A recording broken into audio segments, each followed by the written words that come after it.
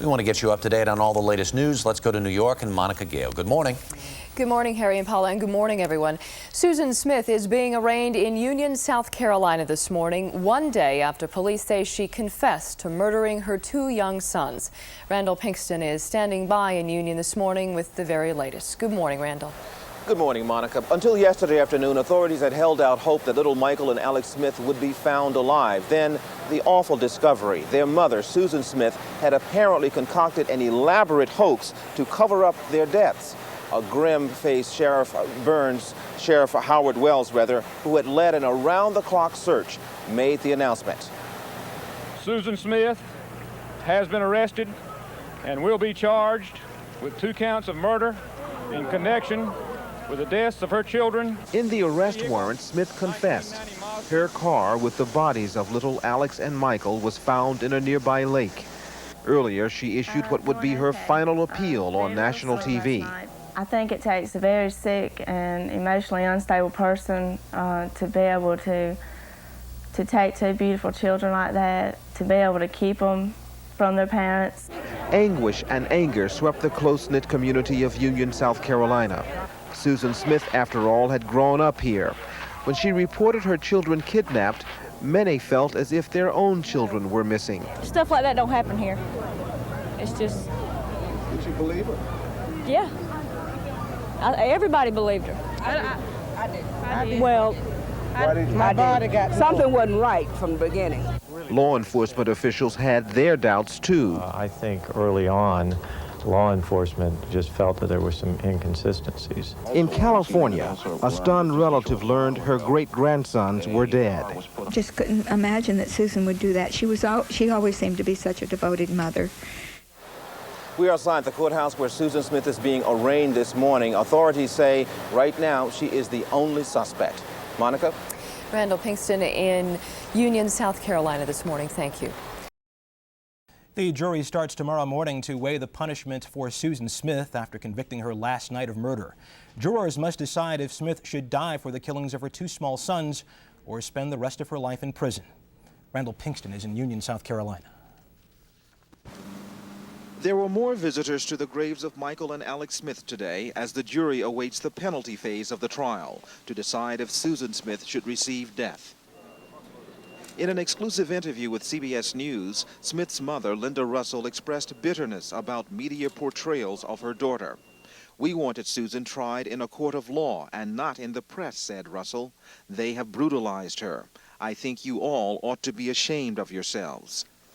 This week may be the most torturous of all for Susan Smith's family, as prosecutor Tommy Pope fights to introduce the most damning evidence he has to prove Smith deserves the death penalty for drowning her sons, an effort, prosecutors say, to regain the affection of a wealthy boyfriend. Some of the things that the jury was not able to hear in the guilt phase may well be pertinent in the penalty phase.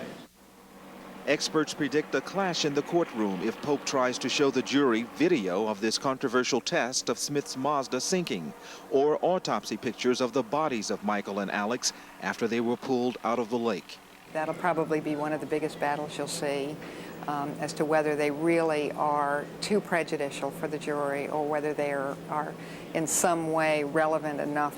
If Smith's ex-husband David testifies for the prosecution, he's expected to be hammered by defense lawyers over a book deal. They will certainly make an attempt to raise the issue of the genuineness of his pain if in fact he is able to sort of capitalize on it.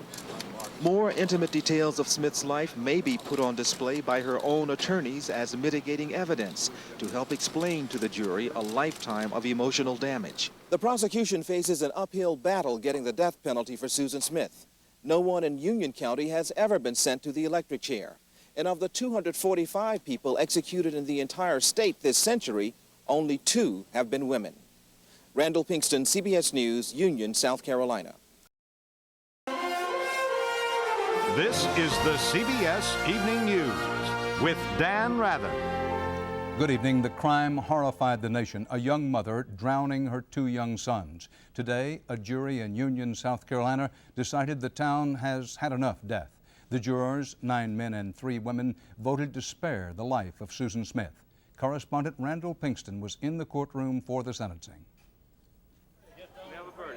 It was a unanimous verdict for murdering her sons, life in prison for Susan Smith, not the death penalty prosecutor Tommy Pope had requested.